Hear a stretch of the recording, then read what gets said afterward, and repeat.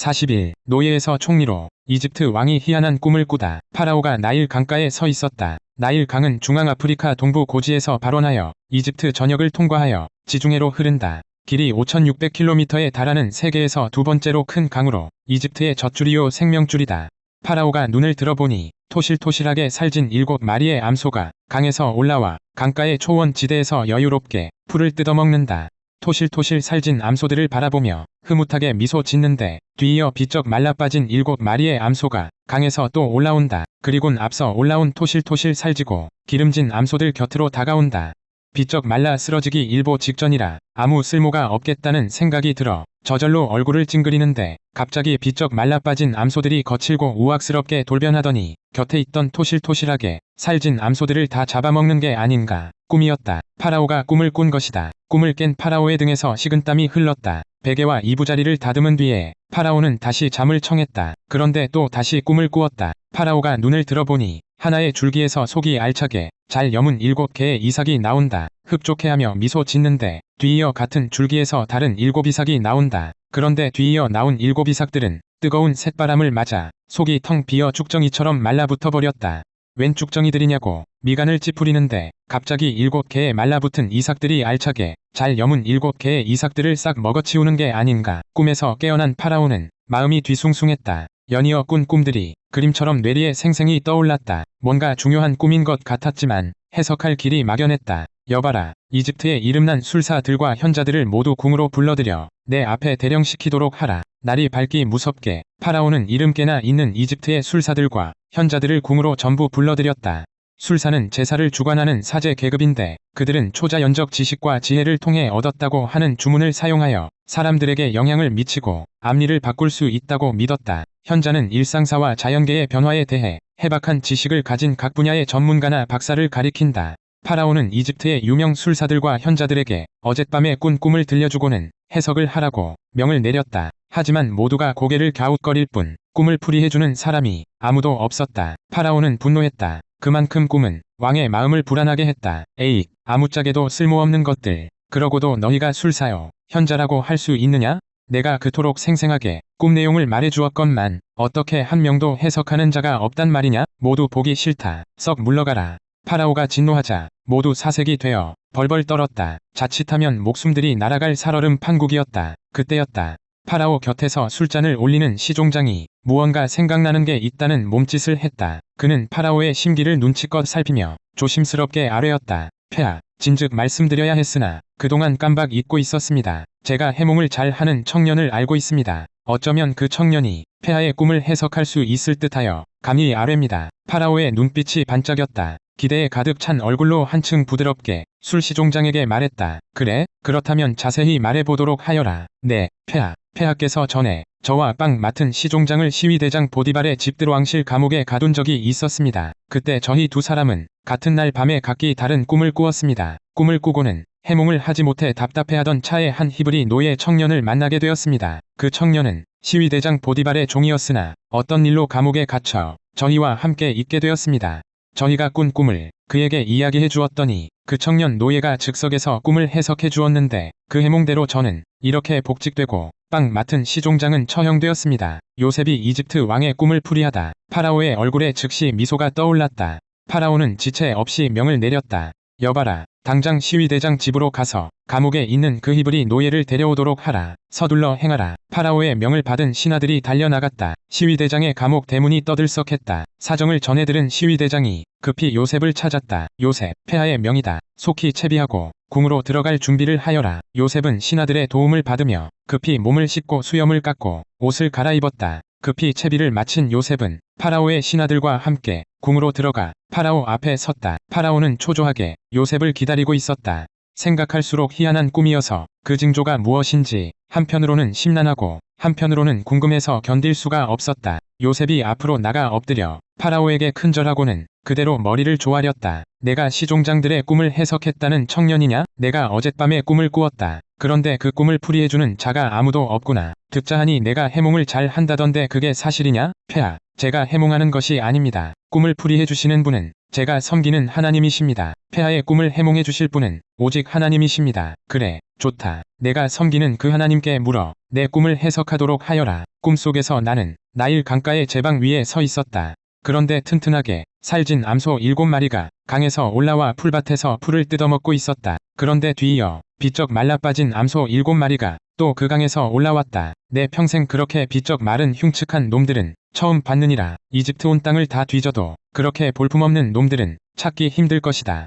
그런데 볼품없이 비쩍 마른 암소 7마리가 그보다 앞서 강에서 올라온 기름지고 살진 암소 7마리를 다 잡아먹었다. 글쎄, 그런데도 그놈들은 웬일인지 아무런 표시가 나지 않았다. 볼품없이 비쩍 마른 모습이 처음과 똑같았다. 그때 나는 깜짝 놀라 잠에서 깼느니라. 폐하, 꾸신 꿈이 그것이옵니까? 아니다. 연이어 나는 또 꿈을 꾸었느니라. 이번에는 줄기 하나에서 알차게 잘 여문 이삭 7개가 나왔다. 뒤이어 같은 줄기에서 다른 이삭 7개가 또 나왔다. 뒤이어 나온 그 이삭들은 뜨거운 쇳바람에 야위고 말라붙어 마치 죽정이 같았느니라. 그런데 죽정이처럼 말라붙은 이삭 7개가 알차게 잘 여문 이삭 7개를 전부 먹어치웠다. 그때 내가 또 놀라 잠에서 깼느니라. 나는 이런 꿈 이야기를 이집트 땅의 술사들과 현자들에게 했지만 아무도 해몽하지 못했다. 너는 할 수 있겠느냐? 파라오에게서 꿈 이야기를 듣는 동안 요셉은 묵도했다. 꿈을 풀이할 수 있는 영감과 지혜를 달라고 하나님께 기도했다. 파라오의 꿈 이야기가 끝나자 요셉이 잠시 뜸을 들이더니 조심스레 입을 열었다. 폐하, 이 몸이 이제부터 폐하의 꿈을 해석해드리도록 하겠습니다. 오, 그래? 해석할 수 있겠느냐? 그렇다면 어서 풀이해보아라. 어서. 파라오는 보좌에서 반쯤 일어나 요셉 쪽으로 몸을 기울이며 채근했다. 기대에 가득 찬 얼굴이었다. 요셉은 해몽하기 시작했다. 폐하께서 꾸신 꿈은 두 가지지만 사실은 한 가지 내용입니다. 하나님께서 장차 하시려는 일을 폐하께 미리 보여주신 것입니다. 나일 강에서 처음 올라온 통통하게 살진 암소 7마리와 나중 꿈에서 보신 잘 여문 이삭 7개는 모두 7해를 나타냅니다. 뒤이어 올라온 비쩍 마른 암소 7마리와 나중 꿈에서 보신 쭉정이처럼 말라붙은 이삭 7개도 역시 7해를 나타냅니다. 통통하게 살진 7암소와 잘 여문 7이삭은 모두 7해 동안의 풍년을 의미합니다. 비쩍 마른 7암소와 쭉정이처럼 말라붙은 7이삭은 모두 7해 동안의 흉년을 의미합니다. 앞으로 7해 동안은 큰 풍년이 들 것입니다. 하지만 그 뒤에 이어지는 7해 동안은 흉년이 들어서 앞서의 풍년을 까맣게 잊을 정도가 될 것입니다. 파라오는 10년 묵은 체증이 쑥 내려가고 꽉 막힌 머릿속이 뻥 뚫리는 느낌이었다. 꿈 해석은 그렇게 명쾌해졌지만 또 다른 걱정거리 하나가 기다리고 있다는 듯이 파라오의 마음을 사로잡기 시작했다. 폐하, 이 몸이 말씀드린 대로 바로 이것이 폐하께서 다스리는 이집트 땅에 장차 하나님이 행하실 일입니다. 그것을 폐하께 미리 보여주신 것입니다. 앞으로 7해 동안은 이집트 땅 방방곡곡에 큰 풍년이 들 것이지만 연이어 7해 동안 전무후무할 정도로 극심한 흉년이 들 것입니다. 언제 풍년이 들었느냐는 듯 온 땅이 혹독한 기근에 시달릴 것입니다. 가뭄 때문에 이집트 땅이 심히 황폐해질 것입니다. 파라오는 앞서의 풍년에 대한 기쁨 따위는 까맣게 잊어버리고 뒤이어질 흉년이 걱정되기 시작했다. 폐하께서 같은 뜻을 지닌 꿈을 2번이나 연이어 꾸신 것은 하나님이 반드시 그 일을 이루실 것이고 또 가까운 시일 내에 행하신다는 것을 보여주신 것입니다. 이 일을 어찌해야 할꼬? 폐하, 너무 염려하지 마옵소서. 다 살아날 길이 있지 않겠습니까? 폐하께서는 이 같은 일에 대비하여 지혜롭고 현명한 총리를 뽑으시어 이집트 온 땅을 다스리도록 맡기십시오. 또한 전국에 유능한 관리들을 두시고 7해 동안 계속될 풍년에는 이집트 땅에서 수확하는 모든 곡식의 5분의 1을 거두어들이게 하십시오. 수확한 곡식은 폐하의 관할 아래 성읍마다 식량 창고를 지어 저장해 두어야 합니다. 그렇게 충분한 곡물을 쌓아두면 그 이후에 다가올 연속 7년의 극심한 흉년에 대비할 수 있을 것입니다. 그렇게 해야 이집트가 황폐케 되는 것을 면하고 이 땅에 사는 모든 백성들이 기근으로 인해 굶어 죽는 일이 없을 것입니다. 요셉이 이집트의 총리가 되다 파라오는 요셉의 해몽에 크게 감동받았다. 더 나아가 요셉이 장차 다가올 일들에 대한 대비책까지 거침없이 술술 제시하자 연신 고개를 끄덕이며 흡족해했다. 그렇게 믿어올 수가 없었다. 요셉의 말이 끝나자마자 파라오가 작심한 듯 신하들을 둘러보며 말했다. 자, 다들 보시오. 우리가 어디서 이런 대단한 사람을 찾을 수 있겠소? 이 사람은 하나님의 영을 받은 자임에 분명하오. 특별한 신통력을 지닌 사람이오. 신하들도 고개를 주걱거렸다.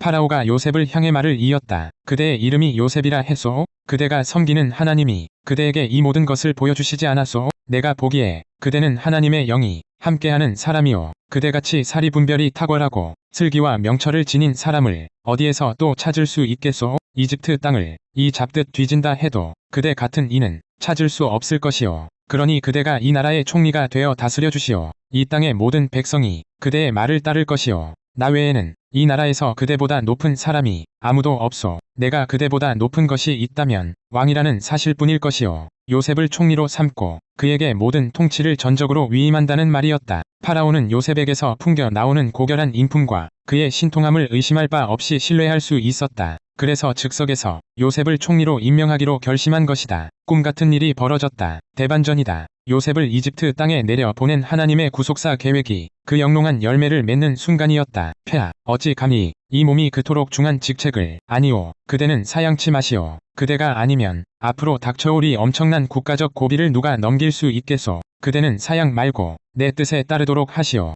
파라오는 보좌에서 내려와 요셉을 일으켜 세운 뒤 그의 손을 잡고 함께 높은 대에 올랐다. 신하들은 들어라. 나 파라오는 이 순간부터 요셉을 이집트의 총리로 임명하노라. 이 땅의 모든 백성들은 남녀노소와 지위고하를 막론하고 이제부터 요셉 총리의 명을 받아 그 말에 따르도록 하라. 누구도 요셉을 반대하지 않았다. 그의 해몽이 워낙 신통하고 그가 내놓은 대책이 참으로 탁월했기 때문이다. 파라오는 자신의 손가락에서 인장 반지를 빼어 요셉에게 끼워 주었다. 파라오의 얼굴, 이름, 칭호 등이 새겨진 그 반지는 파라오의 권세를 나타내는 표식이었다. 그것을 요셉에게 넘겨주었다는 것은 총리 요셉에게 왕의 칙령을 내릴 수 있는 법적 권한을 부여했다는 의미다. 파라오는 또 신하들을 시켜 요셉에게 고운 세마포 옷을 입히고 목에는 금목걸이를 걸어주었다. 이집트에서 왕의 것 다음으로 좋은 수레도 내주었다. 그 수레가 지나갈 때는 모두가 무릎 꿇고 엎드려 절하게 했다. 파라오가 요셉에게 말했다. 그대는 총리가 되었으니 이제 이집트 땅에서 그대 허락 없이는 누구도 손끝 하나, 발끝 하나 움직이지 못할 것이오. 그대의 명이 곧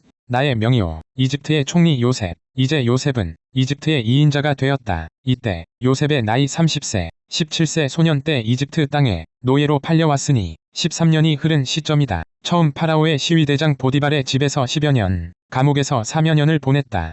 그동안 시위대장 집의 집사로, 왕실 감옥의 총무로 나름대로 살림살이의 행정을 살피다 나라의 살림까지 맡은 총리가 된 것이다. 중왕국 12왕조 시대의 이집트를 통치하던 파라오는 아멘엠헤트 3세로 형군이었다. 파라오는 요셉의 이름을 이집트식으로 사브낫반에 알아 고쳐 불렀다. 비밀을 여는 자란 뜻이다. 요셉의 탁월한 해몽 능력을 반영한 이름이다. 파라오는 또 온 성읍의 최고 제사장인 보디베라에 따라 스낫을 요셉의 아내로 골라주었다. 정치와 종교가 짝을 이루던 정교 일치국가 이집트에서 제사장은 나라의 주요 제의를 주관했다. 왕과 더불어 나라의 대소사를 논의하던 최고위 관리였다. 그때 요셉의 마음은 많이 흔들렸다. 이방 여인과의 결혼이라는 점 때문이었다. 할아버지도 아버지도 같은 혈통의 여인을 아내로 맞이했지 않는가? 하지만 요셉에게는 선택의 권한이 없었다. 이집트 여인과의 결혼에 마음이 불편했지만 여기에도 하나님의 섭리가 있음을 믿었다. 총리직을 맡은 요셉은 이집트 온 땅을 두루 돌아다니며 시찰했다. 성읍들과 마을들과 백성들의 실정을 상세히 파악했다. 그렇게 나라의 실정을 파악하는 동안 요셉의 해몽대로 7년 동안 대풍년이 이어졌다. 가는 곳마다 기뻐 노래하는 태평가가 울려 퍼졌다. 이집트 백성들은 그렇게 7해 동안 농작물과 밭작물을 풍성하게 수확했다. 요셉은 성읍마다 가가호호 빠뜨리지 말고 수확의 5분의 1을 거두어드리도록 명을 내렸다. 워낙 차고 넘치는 풍작이라 5분의 1의 세금을 거둬들이는데 누구도 반발하지 않았다. 기꺼이 내놓았다. 그 결과 성읍의 식량 창고마다 온갖 곡물이 그득그득 쌓였다. 청렴결백한 요셉은 쌀 한 톨, 보리 한 줌도 허투루 여기지 않았다. 알뜰살뜰 모아들여 각 성읍 창고에 차곡차곡 보관했다. 그렇게 거두어들인 곡식 자루가 너무 많았다. 마치 바닷가의 모래알 같았기에 나중에는 자루를 헤아리는 것조차 포기할 정도였다. 자, 모두 들어라. 앞날에 대비하여 거두어들인 곡물을 차질 없이 잘 관리해야 한다. 허투루 소비하는 일이 조금도 없어야 할 것이다. 총리 요셉은 관리들의 기강을 다잡고 백성들을 잘 다스렸다. 7년 대풍작 기간의 목표대로 곡물을 각 성읍 곡물 창고마다 잘 저장했다. 7년 대흉년이 시작되기 전에 요셉과 그의 아내 아스낫 사이에 두 아들이 태어났다. 첫째가 태어났을 때 요셉은 하나님이 지금까지 겪어온 나의 온갖 고통과 내 아버지 집에 대한 생각을 다 잊게 해주셨다. 라면서 장남 이름을 므낫세라 지었다. 잊게 하셨다란 뜻이다. 둘째가 태어났을 때 요셉은 하나님이 이 고난의 땅에서 나로 번성케 해주셨다. 라면서 차남 이름을 에브라임이라 지었다. 풍성이 열매 맺게 하셨다란 뜻이다. 이집트 온 들판을 황금빛 알찬 이삭들로 풍요롭게 수놓던 7년의 대풍년 기간이 어느덧 지나갔다. 파라오가 꾼 꿈이 실현되려는지 가뭄이 시작되었다. 아, 올해는 어째서 이렇게 비 한 방울 내리지 않지? 나일 강까지 하루가 다르게 바짝바짝 말라가는 것 같아. 7년의 대흉년이 본격적으로 시작된 것이다.